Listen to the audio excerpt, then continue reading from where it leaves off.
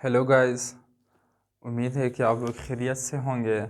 इस वाली वीडियो में अब हम एनालिटिकल केमिस्ट्री शुरू करने लगे हैं और ये हमारा लेक्चर नंबर फर्स्ट होगा एनालिटिकल केमिस्ट्री का।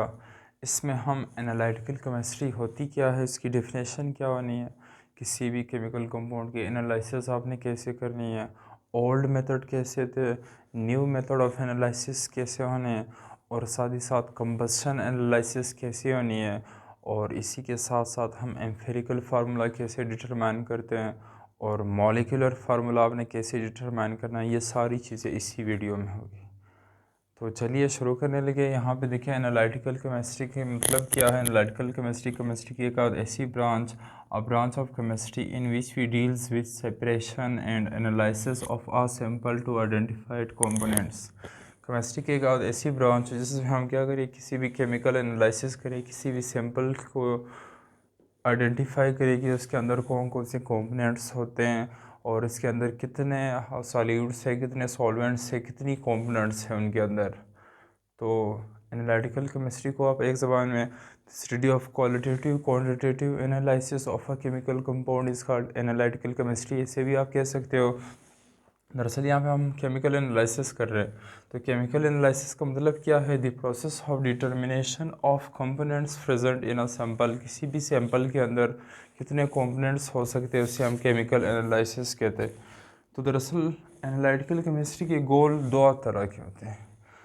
एक आध होता है गोल ऑफ एनालिसिस, एक आध है कि उसका मेथड क्या होना है। तो गोल ऑफ एनालिसिस में हम दो चीज़ें देखते हैं, एक तो क्वालिटेटिव से देखो या क्वांटिटेटिव देखो। अब यहाँ पे देखिए क्वालिटेटिव से मतलब क्या है कि विच कॉन्स्टिट्यूएंट इज़ प्रेजेंट, कि कौन सा कॉन्स्टिट्यूएंट प्रेजेंट है।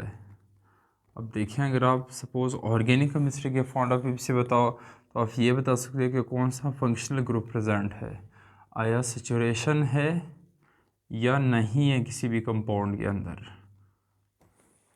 और क्वांटिटेटिव में फिर आपने क्या बताना होता है, या यहाँ पे देखिए ये तो ऑर्गेनिक केमिस्ट्री का होगा कि फंक्शनल ग्रुप कौन सी है, सिचुएशन कौन सी है, आपके पास स्ट्रक्चर कौन सा है वो।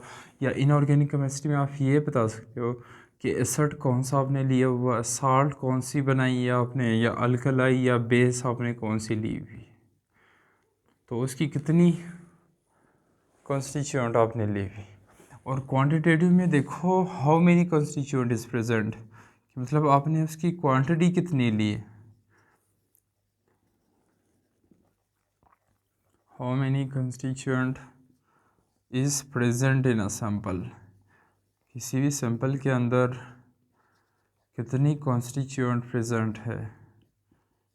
तो यहाँ पे देखें, यहाँ पे अगर याद हो ऑर्गेनिक केमिस्ट्री में हम करते क्या थे, तो यहाँ पे देखिए सपोज़ हम प्रेसिपिटेशन मेथड यूज़ कर देते हैं।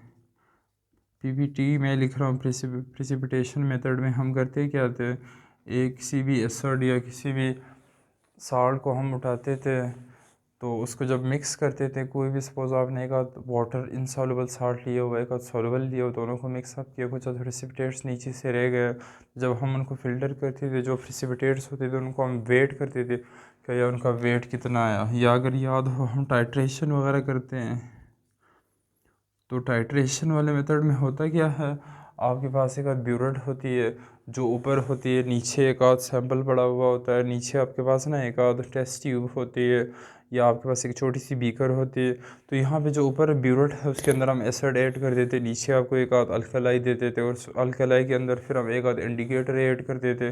तो होता क्या था, या तो एसिड या तो अल्कलाई की कंसनट्रेशन नॉन होती थी और ये एक की अननोन होती थी। तो जिसकी नॉन होती थी उससे हमने अननोन वाली कंसनट्रेशन फाइंड आउट करनी होती थी, वो हमारा था टाइट्रेशन वाला मेथड। इसको यहाँ पे डिटेल में बताता हूँ आप हम। तो हमारे पास दूसरी बात classification of method of analysis आती है। पहले था गोल ऑफ एनालिसिस, मतलब आपने क्वांटिटेटिव प्रोडक्ट निकालना है या क्वालिटेटिव निकालना है। फिर क्वांटिटेटिव में हमने कहा अगर आपका कोई ऑर्गेनिक कंपाउंड है, फिर आप बताएं कि भाई उसका स्ट्रक्चर कौन सा बनता है, फंक्शनल ग्रुप कौन सी बनती है, आया उसमें सेचुरेशन है या नहीं है। अगर आपके पास वो इनऑर्गेनिक है, फिर आपने ये बताना आपने एसिड कौन सा लिया हुआ है, वीक है, स्ट्रॉन्ग एसिड है, साल्ट कौन सी ली हुई है, या आपके पास अल्कलाई कौन सी है। और अगर आपके पास दूसरी जो हमारे पास थी वो हमारे पास थी कि क्वांटिटेटिव, फिर क्वांटिटेटिव भी है, फिर आपने उसकी वैल्यू बतानी होती है। दूसरी हमारे पास थी क्वांटिटेटिव। क्वांटिटेटिव से मतलब क्या था कि how many constituent is present, constituent की तादाद कितनी है। उसके लिए हमने कहा था प्रिसिपिटेशन मेथड होता है। हम क्या करते हैं, फिल्टर पेपर की तरह किसी भी सैम्पल को ना सेपरेट आउट करते हैं, जो नीचे प्रिसिपिटेट्स रह जाते हैं उनका वेट ले लेते हैं, या क्रिस्टलाइजेशंस वगैरह कर लेते हैं, उसके क्रिस्टल बना लेते हैं, या फिर हम क्या कर लेते हैं, टाइट्रेशन कर लेते हैं।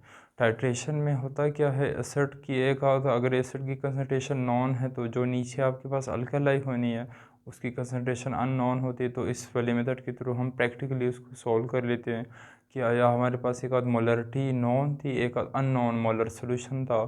तो जो आपके पास अननोन मोलर सोल्यूशन था, फिर आपने जो नॉन मोलर सोल्यूशन है उससे फाइंड आउट करना होता है। ये काफ़ी पुराने मेथड थे, तो इसमें देखें मेथड अब शुरू करने लगे हैं। वो तो था गोल ऑफ एनालिसिस, और मेथड ऑफ एनालिसिस में देखें पहला हमारे पास है वेट केमिकल मेथड, या यही वाली चीज़ें कि डिस्टिलेशन पहले हम करते थे। डिस्टिलेशन के बाद फिर अगर या था क्रिस्टलाइजेशन हम करते थे, या और भी इसके अलावा प्यूरिफिकेशन वाले जितने भी प्रोसेस होते हैं, तो वो वाले मेथड हम यहाँ पे करते थे। तो इसमें सबसे इम्पोर्टेंट जो सबसे पहला है जिससे हमने परसेंटेज कंपोजिशन निकालनी होती है, वो हमारे पास कौन सी है, कंबशन एनालिसिस। कंबशन एनालिसिस में हम क्या करते हैं, किसी भी सैंपल का ना एक तो उसकी परसेंटेज कंपोजिशन निकाल लेते हैं, और फिर फार्मूलेस के थ्रू हम उसका एम्पेरिकल फार्मूला भी निकाल सकते हैं। तो ये देखिए इसकी एक छोटी सी डायग्राम यहाँ पे अब हम करते क्या हैं, यहाँ पे देखिए एक फर्नस यहाँ पे अब हम नॉन सैंपल होता है ना, इसका मास आपको नॉन होता है।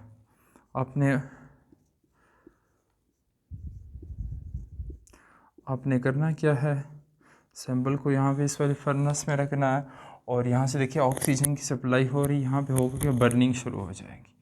बर्निंग के बाद देखिए आपके सिंपल्स के कुछ और मॉलिक्यूल्स यहाँ पे आएंगे, जहाँ पे वाटर क्या हो जाएगी, एब्जॉर्ब हो जाएगी। अब जहाँ पे वाटर एब्जॉर्ब हो रही, इस वाले पोर्शन में होता क्या है, वाटर के लिए हमारे पास कोई एक आध हाईली रिएक्टिव स्पीशीज चाहिए, like magnesium perchlorate, MgClO4 Holt wise. Magnesium perchlorate क्या करेगा, वाटर को इस सैंपल में से एब्जॉर्ब कर लेगा। जाहिर सी बात है जब बर्निंग होगी तो कार्बन डाइऑक्साइड गैस भी रिलीज़ होना है, और साथ ही साथ थोड़े से वाटर के मॉलिक्यूल्स होंगे, थोड़े से वेपर्स होंगे, थोड़ी बहुत हीट एनर्जी होगी, तो वाटर की मॉलिक्यूल यहाँ पे एब्जॉर्ब हो जाएंगे। ये वाला सिंपल्स फिर इसी तरह आहिस्ता आहिस्ता आगे आता जाएगा, यहाँ पे कार्बन डाइऑक्साइड एब्जॉर्ब होती है। अब कार्बन डाइऑक्साइड हमारे पास थोड़ी सी एसिडिक इन नेचर है, तो इसके लिए फिर हम क्या ले लेते, कोई भी अल्कलाई ले लेते, लाइक NaOH ले लेते। अब NaOH क्या करेगा, कार्बन डाइऑक्साइड गैस को एब्जॉर्ब कर लेगा, जितना बचा कुचा मटेरियल होगा वो यहाँ से रिलीज़ हो जाएगा। अब जहाँ पे वाटर एब्जॉर्ब हुई है उससे फिर आपने हाइड्रोजन की परसेंटेज निकालनी होती है, जितनी वेट कार्बन डाइऑक्साइड की एब्जॉर्ब होती है उससे फिर हमने कार्बन के मास निकालना होता है। तो परसेंटेज ऑफ कार्बन के लिए फार्मूला क्या होगा, मास ऑफ कार्बन डाइऑक्साइड कि कितनी मास यहाँ पे कार्बन डाइऑक्साइड ने एब्जॉर्ब की है सैंपल की, मल्टीप्लाइड बाई 12 हमारे पास कार्बन का molar mass, divided by 44 carbon dioxide का molar mass, multiplied by 100 divided by given mass of the compound. ये वाला इस वाले सैंपल का कितना वेट है आपने स्टार्ट में लिया हुआ था। अगर आप इसको हल करोगे तो आपके पास क्या आ जाएगी, परसेंटेज में कार्बन की परसेंटेज आ जाएगी। दूसरा आपने हाइड्रोजन की परसेंटेज कैसे निकालनी होती है, यही मास ऑफ H2O एब्जॉर्ब। इस वाले पोर्शन में, इस वाले केबल में जो वाटर एब्जॉर्ब हुई थी उसका मास कितना था, डिवाइडेड बाय हाइड्रोजन गैस का molar mass divided by water का मोलर मास, मल्टीप्लाइड बाय देखिए 100 divided by given mass of a sample. Start में ये जो नॉन मास दिया हुआ था ना, इसका वेट कितना था। अगर आप इसको हल करेंगे तो इसे परसेंटेज ऑफ हाइड्रोजन भी निकल आएगी। इन दोनों से आप क्या परसेंटेज ऑफ ऑक्सीजन भी निकाल सकते हो। आपने करना है कि इन दोनों का देखिए, percentage of carbon percentage of hydrogen दोनों का सम ले लें, 100 में से उसको माइनस करें, तो जो आपके पास जो भी आंसर आएगा वो परसेंटेज होगा किस चीज़ का, ऑक्सीजन का होगा। अगर ये वाली परसेंटेज आपको गिवन होनी है, सिंपल का मास गिवन हो, और आपको ये बताया जाए कि वाटर इतनी एब्जॉर्ब हुई है, कार्बन डाइऑक्साइड इतनी एब्जॉर्ब हुई है, तो इन फार्मूलाज के थ्रू आप परसेंटेज कंपोजिशन निकाल सकते हो।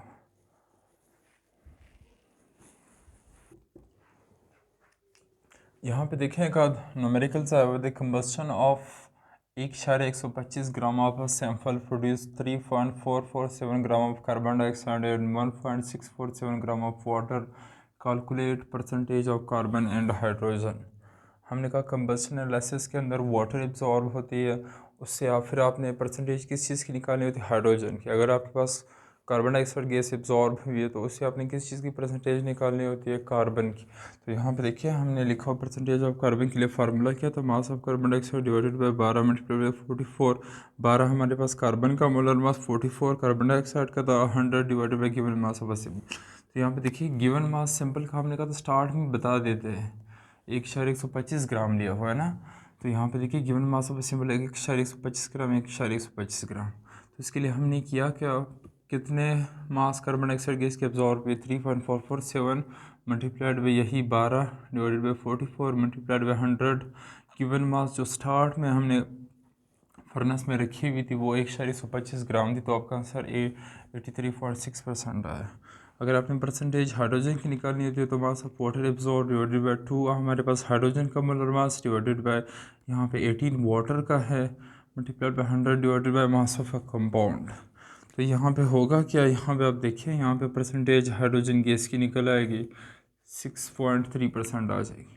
अगर आपको ऑक्सीजन की चाहिए परसेंटेज में, उसके लिए फिर आपने करना क्या था, आपने करना ये था इन दोनों का सम लेना था और 100 में से माइनस करना था।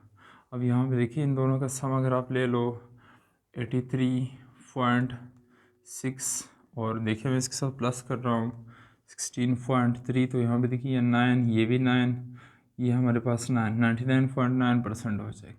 इसमें से अगर आप इसको 100 को माइनस कर लो तो यहाँ पे देखिए 0.001 के लगभग आ जाएगा। तो मतलब इतने परसेंटेज क्या होगा, ऑक्सीजन होगा सैंपल के अंदर। आपने करना कि 100 में से ने percentage of carbon, percentage of hydrogen, percentage of आपने करना क्या, 100 में से माइनस करना, जो जितना आपके पास परसेंटेज है हाइड्रोजन का या जितनी परसेंटेज कार्बन की आ गई उन दोनों का सम लो, उन दोनों का सम 99.9 है, 100 में से माइनस कर लो तो आपका कोई भी एक आध आंसर आ जाएगा। अच्छा यहाँ पे देखिए, यहाँ पे आपके पास अगर ये वाली ट्रिक आपको आती हो तो आप कोई भी एम्फेरिकल फार्मूला, कोई भी मॉलिक्यूलर फार्मूला किसी भी ऑर्गेनिक कंपाउंड का आप निकाल सकते हैं। तो उसके लिए सिंपली आपने करना क्या, ये वाले रूल्स याद करना है। तो यहाँ पे देखिए पहली बात ये आपको एलिमेंट्स गिवन होने हैं। अगर कंबस्शन एनालिसिस वाले तो कार्बन हाइड्रोजन के एलिमेंट्स वो आपको बताएंगे कि कितनी कितनी एब्जॉर्प्शन हुई है, मतलब उसकी परसेंटेज कंपोजिशन बता देंगे।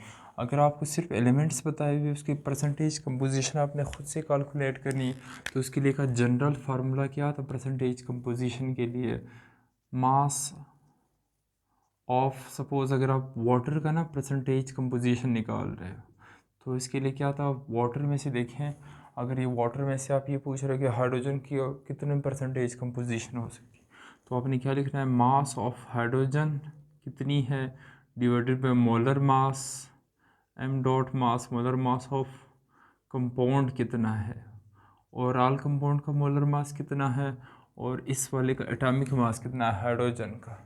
फिर आपने करना क्या, उसको 100 पे सिंपली मल्टीप्लाई करना तो उसकी परसेंटेज आ जाएगी। ये मोस्टली गिवन होती है। तो आपने क्या करना है, एक टेबल लिखना है, एक साइड पे एलिमेंट्स हमने लिखने हैं, उसकी परसेंटेज कंपोजिशन लिखनी है। फिर हमने करना क्या है, जो परसेंटेज कंपोजिशन आएगी, ये देखें डब्ल्यू परसेंटेज का मतलब क्या, जो भी आपका इस वाला आंसर आएगा आपने उसी एलिमेंट का, अगर कार्बन का है उसके एटॉमिक मास, अगर हाइड्रोजन का हाइड्रोजन का एटॉमिक मास, अगर ऑक्सीजन का है या नाइट्रोजन का है तो उसी के एटॉमिक मास पे डिवाइड करना है। आपके पास देखिए सपोज़ यहाँ पे ना एक्स वाई आंसर आ रहा है, आपने करना क्या, उससे मोल रेशो निकालना है। मोल रेशो निकालने के लिए देखिए आपके पास डिफरेंट सैंपल होने, हाइड्रोजन के हैं, कार्बन के हैं, नाइट्रोजन के, ऑक्सीजन के ना, डिफरेंट आंसर आएंगे। सपोज 0.5, 1, 0.2, यहाँ पे देखिए 0.3। अब आपने करना है कि जो लीस्ट नंबर इन सभी में से होगा, यहाँ पे देखिए लीस्ट नंबर कौन सा वाला बन रहा है, ये वाला बन रहा है ना 0.2। आपने करना क्या, 0.2 पे इसको भी डिवाइड करना, इसको भी डिवाइड करना, इसको भी डिवाइड करना, हर एक जो आपके पास टेबल में है ना सभी को आपने उस पर डिवाइड करना है, तो आपके पास मोल रेशो आ जाएगा।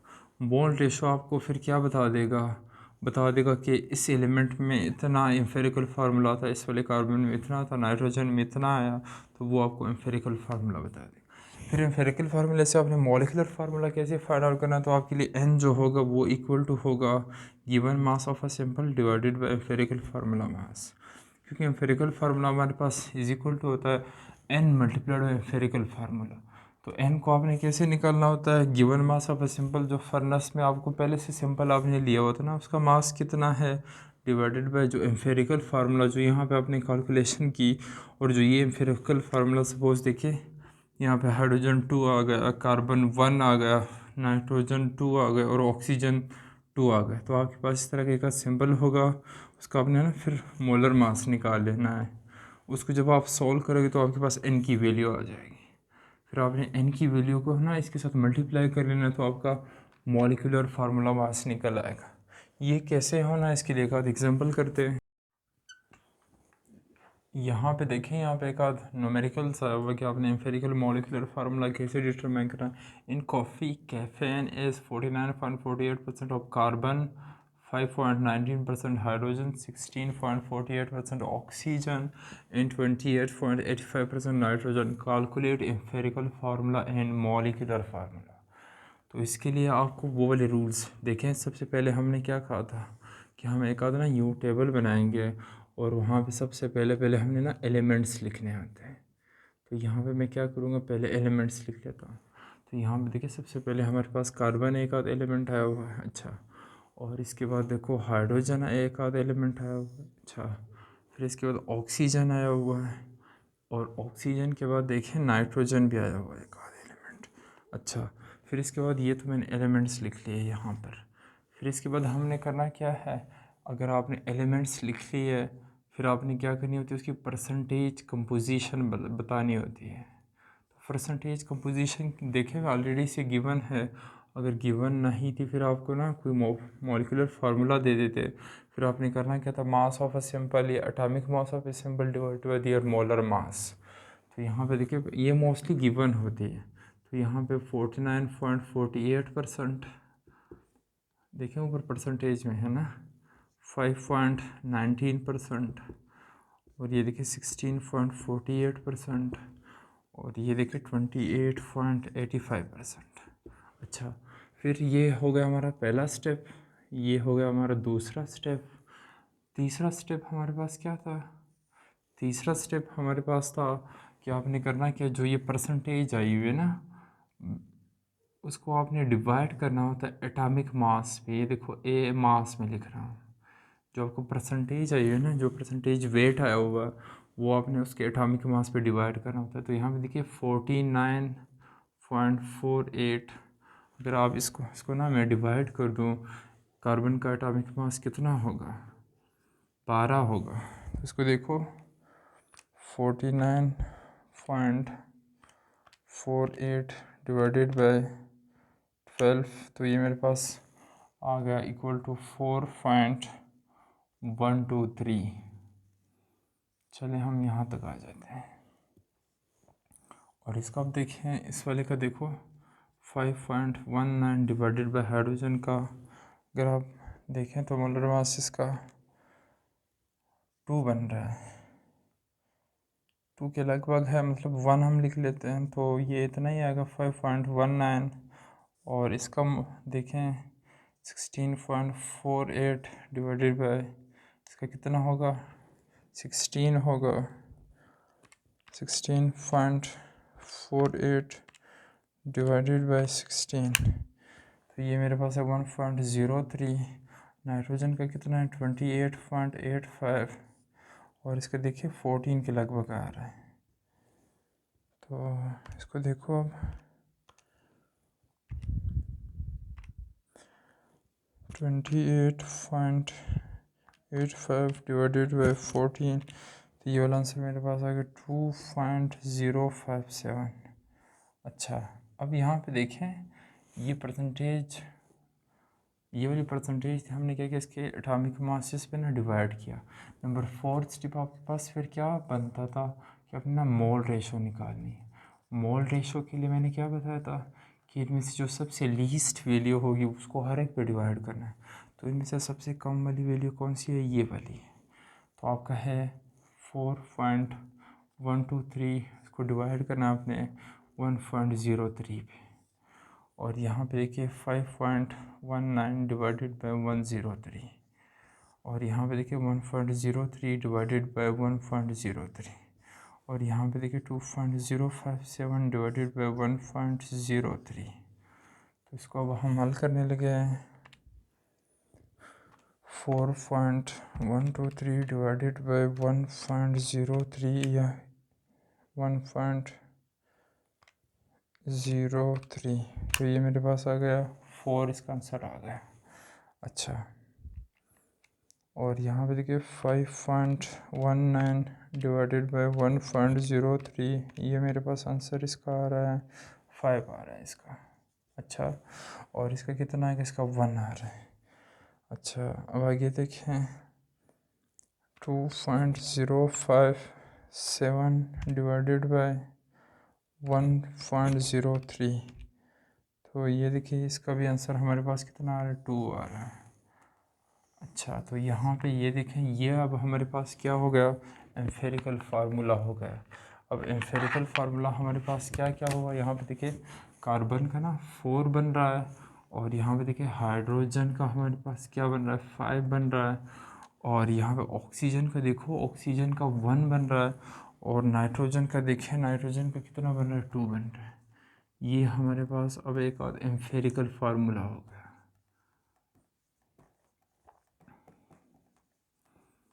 अब मॉलिक्यूलर फार्मूला कैसे निकालना है, मॉलिक्यूलर फार्मूला इसका कैसे निकालना है आप लोगों ने, इसी वाले सिंपल का अगर आप मॉलिक्यूलर फार्मूला निकालना चाहो, मॉलिक्यूलर फार्मूला, तो उसके लिए देखिए यहाँ पे इस वाले क्वेश्चंस में ना, इस वाले क्वेश्चन में सिर्फ एम्फेरिकल फार्मूला पूछा है। अगर मॉलिक्यूलर फार्मूला पूछे फिर उसके लिए हमारे पास इसका मॉलिक्यूलर फार्मूला का आंसर क्या था, molecular formula is equal to n multiplied by empirical formula, empirical formula.